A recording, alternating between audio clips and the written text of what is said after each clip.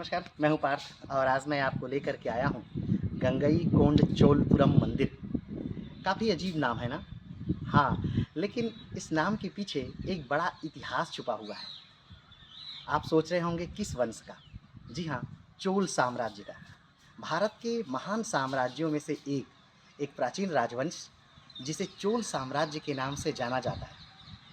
तो क्या रहस्य है इस मंदिर का और क्या रहस्य है इस नाम का, आइए इसको जानते हैं। एक राजा हुए थे चोल वंश के समय, राजेंद्र प्रथम, जिन्होंने भारत के साथ साथ श्रीलंका तथा पूर्वी एशिया के बहुत सारे देशों को विजित किया। अपने गौरव और अपनी बहादुरी के दम पर उन्होंने गंगा के क्षेत्र को पार किया। ये पहली बार ऐसा था जब कोई दक्षिण का राजा उत्तर की तरफ जाकर के विजय प्राप्त कर रहा था। ये भारत में पहली बार ऐसा हो रहा था। उस उत्तर विजय के उपलक्ष्य में राजेंद्र प्रथम ने एक उपाधि धारण की और उस उपाधि को उन्होंने नाम दिया गंगईकोंड चोल। उनकी उपाधि हो गई गंगईकोंड चोल। और जब वो पालों को हरा करके, यानी गंगा को पार करके, बंगाल की तरफ पाल वंश था उसे हरा करके जब वो वापस इस क्षेत्र में आए, तमिलनाडु के क्षेत्र में आए, तब उन्होंने एक शहर की स्थापना की जिसका नाम दिया गंगईकोंडचोलपुरम। उन्होंने उपाधि ली गंगईकोंडचोल और उन्होंने शहर को नाम दिया गंगईकोंडचोलपुरम।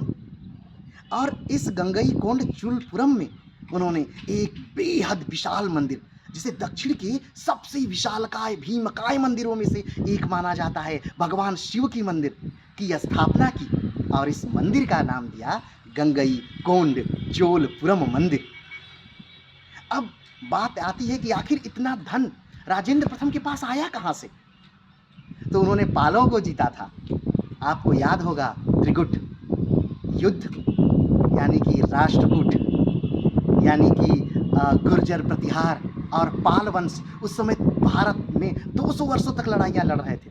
वही पाल वंश को हराकर इन्होंने ये सारा धन जीता और वो सारा धन उन्होंने इस शहर को बसाने और इस मंदिर को बनाने में लगाया। मेरे अपने निजी अनुभव से मैं कह सकता हूँ कि इस मंदिर के अंदर जो शिवलिंग है, वैसा शिवलिंग पूरे भारतवर्ष में कहीं नहीं है। उतना विराट, भीमकाय और बहुत शांति प्रदान करने वाला। अगर आप आना चाहते हैं गंगईकोंडचोलपुरम मंदिर, तो ये वैश्विक स्थान है, यानी वर्ल्ड हेरिटेज सेंटर है तमिलनाडु के। और एक बात और, अधिकतर लोग कंफ्यूज हो जाते हैं इसके नाम से, क्योंकि इसका नाम भी बृहदेश्वर मंदिर है। गंगईकोंडचोलपुरम मंदिर तो इसका नाम है, इसके साथ ही इसका नाम बृहदेश्वर टेम्पल भी है। तो एक बृहदेश्वर टेम्पल यहाँ पर और एक बृहदेश्वर टेम्पल तंजौर में है।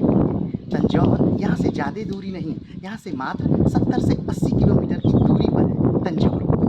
तो तंजौर में बृहदेश्वर टेम्पल जो है वो भी वर्ल्ड हेरिटेज है और गंगईकोंडचोलपुरम मंदिर जो है ये भी वर्ल्ड हेरिटेज है। और एकेश्वर मंदिर एक है, वो भी वर्ल्ड हेरिटेज है, जो कि कुंभकोणम में है। तो कुंभकोणम, तंजौर और ये, यानी कि गंगईकोंडचोलपुरम, ये तीनों वर्ल्ड हेरिटेज साइट है और इसे कहा जाता है, इन तीनों को मिला करके वर्ल्ड हेरिटेज साइट का दर्जा दिया गया। भारत में कुल 42 वर्ल्ड हेरिटेज है और उसमें से इन तीनों को मिलाकर एक बनाया गया है वर्ल्ड हेरिटेज साइट और इसे नाम दिया गया है चोलों के जीवित स्मारक। तो सच में ये अभी तक जीवित है। चोल वंश में ये जीवित प्रतिमाएं हैं, ये जीवित मूर्तियां हैं और इतना विशाल मूर्ति, इतना विशाल मंदिर, इतना विशाल प्रांगण शायद आपको भारतवर्ष में और कहीं नहीं मिलेगा।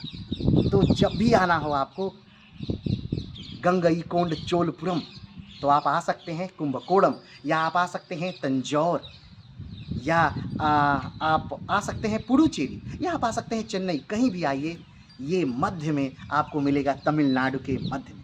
तो आज के लिए इतना ही, फिर मिलेंगे एक नए वीडियो के साथ, एक नए स्थान के साथ। तब तक के लिए नमस्कार, धन्यवाद, जय हिंद।